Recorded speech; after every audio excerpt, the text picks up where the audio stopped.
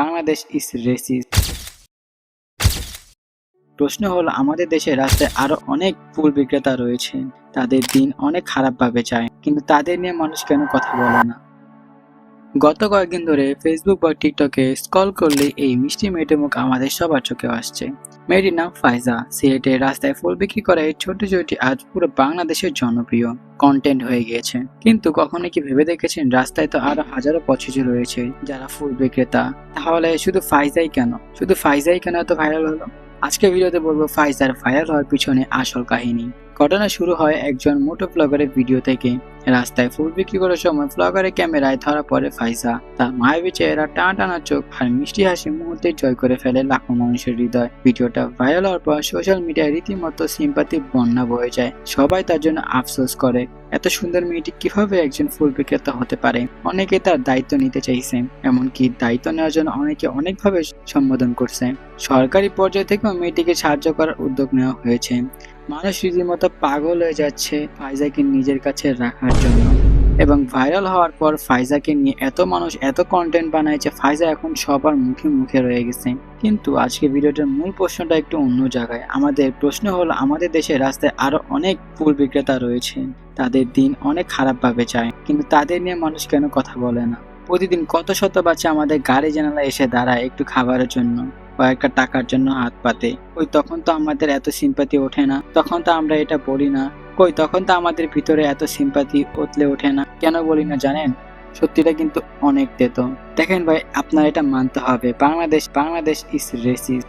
রাস্তায় সেই সাধারণ শিশুগুলোর চেহারা ফাইজার মতো এতটা কিউট বা আকর্ষণীয় না। তাদের গায়ের রং হয়তো একটু কালো, একটু চাপা, তাদের গাল হয়তো ভাঙ্গা। আমাদের সমাজ, আমাদের এই মনস্তত্ত্ব আসলে চরম মাত্রায় চেহারা সর্বস্ব।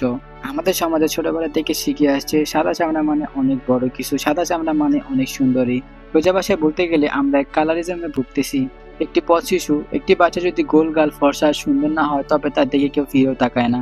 আমরা মানুষের কষ্ট বা দাঁড়াইতেও দেখি না, আমরা দেখি তার চামড়ার রং আর তার সুন্দর মুখ।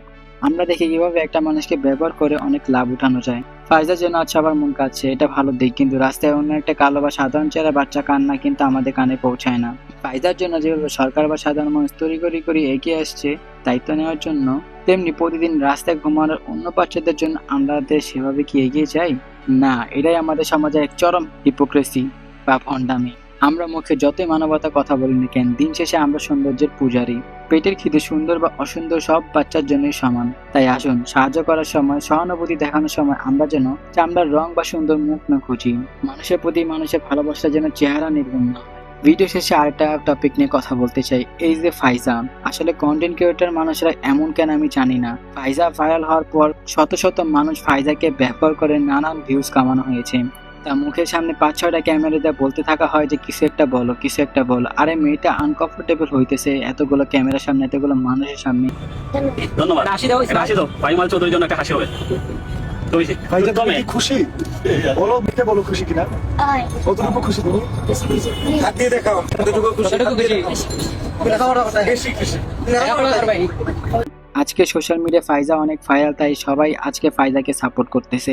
কিন্তু যখন ফাইজা নামটা মুছে যাবে, তখন ফাইজাকে কেউ মনে রাখবে না। অনেক কন্টেন্ট ক্রিয়েটর তাদের ভিডিওতে ফাইজাকে ব্যবহার করেছে তাদের জিনিস প্রমোট করার জন্য, তাদের কাপড় প্রমোট করানোর জন্য, তাদের ভিউ বাড়ানোর জন্য।